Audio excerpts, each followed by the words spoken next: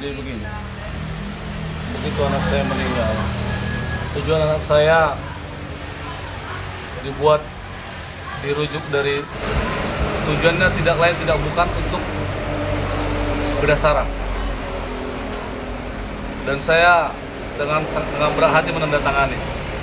Tapi tujuannya untuk keselamatan anak saya, terpaksa saya tanda tangani.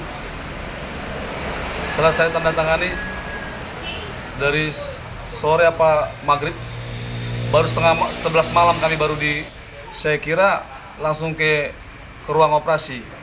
Tahunya bang? Jangankan ke ruang operasi, ke IGD pun tidak, langsung ke ruangan COVID anak saya. Ke ruangan yang khusus? Langsung ke ruangan COVID, langsung ke ruangan isolasi, Iya. ke ruangan zona merah. Iya. Dan sebenarnya pun anak saya reaktif mereka buat. Tidak seharusnya anak saya di ruangan itu. Tidak seharusnya anak saya di ruangan itu. Ya betul. Apalagi mengingat kami suami istri berdua kami di dalam juga.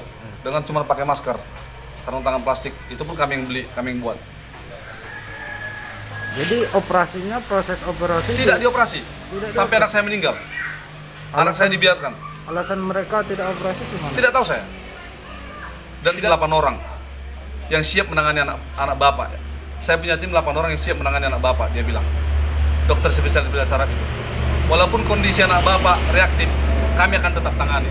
Itu janji dia. Itu dia bilang. Makanya saya mau. Makanya itu kita setuju itu bang. Makanya kita setujui. Aku sebenarnya takut aku, ngeri aku dengar karena itu dorong rumah sakit khusus COVID.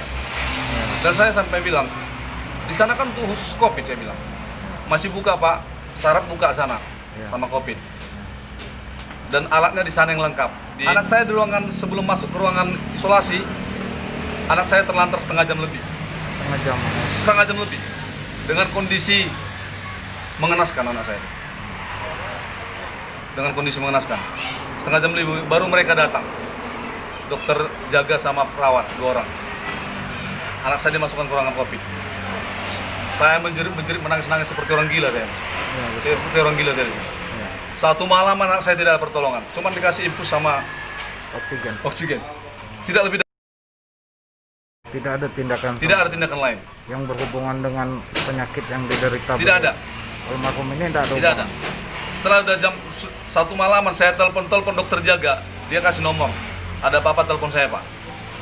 Saya telepon tidak mau datang.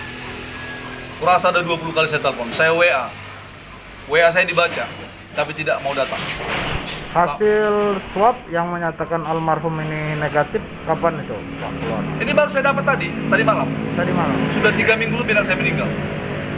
Baru keluar tadi. Baru saya nggak tahu kapan keluar, tapi baru tadi malam saya dapat. Baru kemarin lah. Bahwa anak kita. Itu pun karena saya suruh paman saya dari Polda. Minta bantu itu. Minta tolong nyarinya. Cukup miris juga Pak ya. Wah menyedihkan Bang. Jadi hampir gila saya di sana Bang. Saya menjerit-jerit minta tolong, tidak ada pertolongan. Saya keluar, saya lihat semua pasien, ternyata pasien COVID semua. Saya merinding saya. Ketakutan istri saya sama saya ini ngeri. Nggak dijaga pihak rumah sakit keselamatan kami berdua. Jadi saya ini Bang korban Bang. Iya. Saya bilang saya ini udah korban sama istri saya. Begitu anak saya yang meninggal, mau dibuat protap COVID. Dan itu mereka laksanakan. Dan awalnya mereka mau kubur langsung ke penguburan tanpa keluarga. Dan saya bilang anak saya ini bukan COVID Pak. Jelas rujukan anak saya dari Tiarasela ke sini untuk membedah saraf. Tidak lebih dari itu. Sekarang meninggal. Kalian mau buat lagi protap COVID. Betapa hancurnya saya ini Pak. Ya. Berarti setelah diberlakukan protap COVID itu kita sama sekali nggak ada proses pengurusan jenazah lagi di keluarga itu Pak. Tapi saya minta anak saya kalaupun kalian mau pakai lengkap APD, saya bilang biarlah masyarakat di Sukaraja Seluma memandang saya jelek, memandang saya hina, memandang saya keluarga saya COVID, tapi anak saya harus balik ke rumah. Anak saya harus balik ke rumah, harus turun di rumah saya, harus didoakan di rumah saya. Dan mereka setuju itu. Hanya karena itu aja, mereka setuju itu.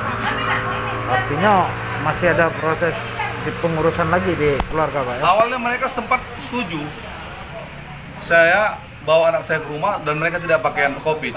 tidak protap COVID. Mm-mm. Begitu masuk, begitu datang bagian humas saya tidak tahu namanya perempuan.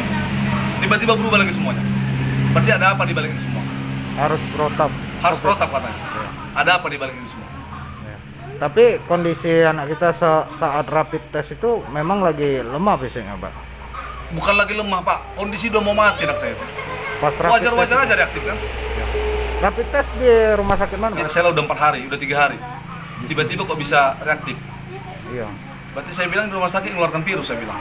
Bukan, Pak. Anak Bapak reaktif wajar-wajar aja, Pak, karena ngedrop. Kita aja bisa reaktif loh, Pak, katanya. Makanya saya percaya anak-anak saya bukan COVID. Dan hasil scan, anak saya 2 kali scan otaknya. Iya. Terakhir scan kontras, CT scan kontras. Situ anak saya tahu tumor otak. Tumor otak, Pak. Iya, dan hidrosefalus sudah menumpuk. Hidrosefalus juga, Pak. Dan dokter dia operasi, nanti dia pakai selang dari kepala ke perut seumur hidup. Rencananya. Ya. Habis itu nanti disedot cairannya, baru nanti kita bedah lagi saraf tumornya. Nanti Kalau ada kata- 2-3 kali proses itu, Pak. Kalau janji dokter yang menangani itu rencananya terus dia juga yang bakal nangani. Dia yang nangani, Pak, dan dia punya tim 8 orang dia bilang. Jadi udah terjadi konspirasi saya lihat di sini. Begitu anak saya meninggal, dibuat lagi COVID. Kan menderita saya. Adik-adiknya nggak bisa lihat, kakak-kakaknya nggak bisa lihat. Informasi yang saya dengar juga kita mulai dikucilkan, Pak, dari tetangga, Pak, dengan Saya kejadian dikucilkan. ini. Iya. Iya, saya dikucilkan di sini sekarang. Usaha kita sempat tutup juga, Pak. Usaha saya juga sepi, Pak. Tutup 2 minggu saya. Dan saya disuruh karantina mandiri tanpa ada perhatian dari bagian COVID. Sudah kita karantina, Bang. Udah 2 minggu lebih saya, Pak. 2 minggu lebih. Udah hampir sebulan saya selesai nih karantina. Alhamdulillah sehat kondisi kita. Puji Tuhan saya sehat, Pak. Sehat. Sampai sekarang saya sehat. Makanya anak saya bisa jemput. Saya 2 minggu ketemu anak saya ini. Saya dibawa ini sama paman saya di Cingri, datuknya. Jadi Ini satu udah sisi- dijemput, Pak. Udah lama mereka di sini seminggu. Di satu sisi saya kehilangan anak, di satu sisi saya dikucilkan orang. Saya karantina. Saya nggak bisa ketemu anak-anak. Hampir gila saya. 2 minggu saya depresi. Benar. Dan sekarang hasilnya keluar, hasil swab anak saya keluar negatif. Kok bisa baru-baru ini keluar? Anak saya udah hampir sebulan meninggal. Tanggal 19 Mei. 3 minggu lebih anak saya sudah meninggal. Sementara punya orang-orang lain hasil swabnya yang tidak ada parah-parah, yang dibilang dia diisukan COVID, begitu dites di swab keluar 2-3 hari keluar. Anak saya sampai 3 minggu baru ini keluar. Ada apa di balik ini semua?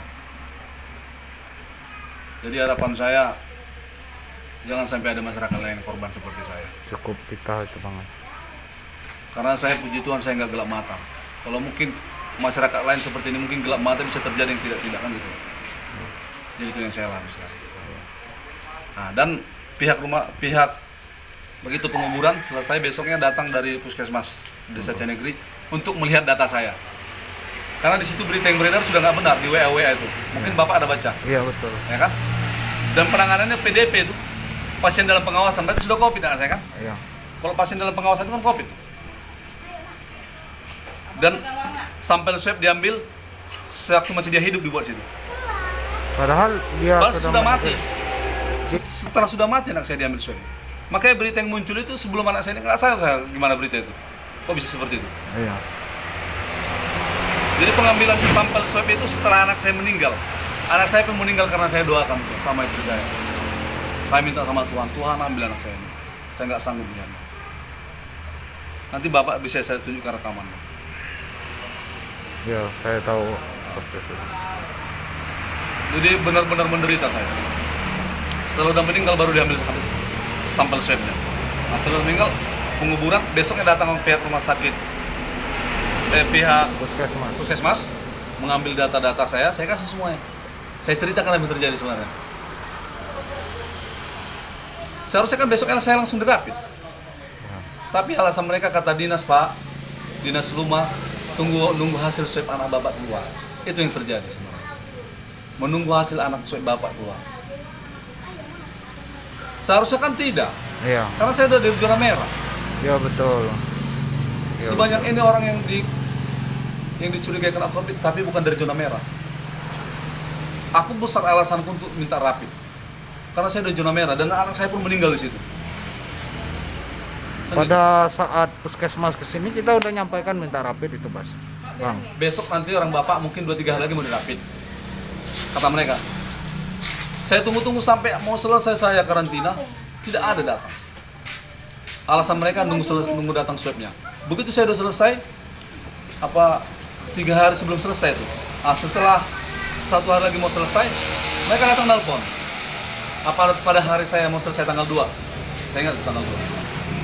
Pak, tolong didata, kasih data-data Pak semua keluarga yang mau di rapid test. Tolong kasih data-data yang mau di rapid test. Saya bilang tujuannya untuk apa lagi, saya bilang. Kemarin kan kalian bilang tunggu selesai swabnya, tunggu keluar swabnya. Ya kepala kita tunggu aja swabnya, saya bilang. Saya udah selesai karantina, kalian tiba-tiba mau suruh saya rapid. Kalian bisa kasih saya makan nggak, saya bilang. Iya. Anak saya, istri saya perlu makan semua, saya bilang. Bayar tunggakan saya di bank sana banyak, saya bilang. Jadi bukan saya menolak, tapi saya justru mengikuti apa saran mereka. Jadi berita ini sudah diputar balikan nih Pak. Saya tidak menolak. Justru saya lama menunggu. Tapi begitu saya sudah selesai karantina, mereka mensuruh saya rapid. Berarti kan sesuka-suka mereka. Mereka nggak pikirkan efek dari rapid ini, efek dari psikis saya ini. Saya mengalami trauma saya. Iya. Tekanan banyak, terus saya mau dirapid lagi tiba-tiba. Terus seandainya saya reaktif, kapan lagi saya mau ketemu anak saya? Otomatis saya kan tetap mau karantina lagi nih. Istri saya, contoh, dia tidak negatif dia rapidnya. Rapid. Saya positif. Berarti tinggal saya sendiri di rumah ini. Iya. Ya kan? Seumpamanya di rapid test. Iya ya? kan? Mau nggak mau istri saya harus keluar lagi. Bisa gila saya di sini, bisa saya bakar rumah ini. Jadi, saya bukan menolak rapid test, tapi justru saya mengikuti saran mereka. Ini hasil swab anak saya sudah keluar, bukan justru ini yang dipublikasikan. Seharusnya dari kota udah langsung koordinasi kan, Iya. dinas provinsi ke dinas rumah Iya, betul. untuk mengklarifikasi berita ini lagi. Iya, Karena hasil anak saya negatif, tapi kenyataannya nggak ada, belum sampai sekarang. Jadi itulah Pak. Iya. Oke. Terima kasih banyak, Bang. Menanggapi hasil dari permasalahan yang ada bahwa dari 3 pasien yang PDP dari pihak gugus itu yang melakukan penolakan cuma 1 pasien PDP. Nah, dengan alasan yang pertama berdasarkan instruksi dari pihak dinas masih menunggu hasil swab terhadap pasien. Nah, terus yang kedua, yang bersangkutan ini sudah melakukan anjuran pihak puskesmas untuk melakukan isolasi mandiri selama 14 hari. Nah, ini atas nama pasien anak 2 tahun setengah atau nama anak Marolah Sitorus. Nah, jadi dari 3 pasien PDP tersebut yang melakukan penolakan cuma 1. Nah, terus yang dari atas nama Bapak Hasan Maban itu tidak dilakukan pemakaman sesuai dengan protokol COVID-19 dikarenakan hasil swabnya dinyatakan negatif pada posisi waktu meninggal di rumah sakit. Nah, terus yang Bapak Sugiono itu sudah kami lakukan pemeriksaan rapid terhadap keluarga inti kontak langsung dikarenakan berdasarkan penjelasan dari pihak keluarga tidak ada penjelasan dari rumah sakit apa sudah dilakukan pengambilan swab. Nah, jadi dari 3 pasien yang tadi tersebut 1 yang melakukan penolakan. Tapi hasilnya swabnya mereka negatif semua kan? Ya, berdasarkan dari pemeriksaan swab dari 3 PDP ini dinyatakan swabnya negatif semua. Itu wajar mereka menolak untuk dilakukan rapid test. Ya, yang pertama itu dari masalahnya hasil swabnya dinyatakan negatif dan juga dia sudah melakukan isolasi mandiri selama 14 hari.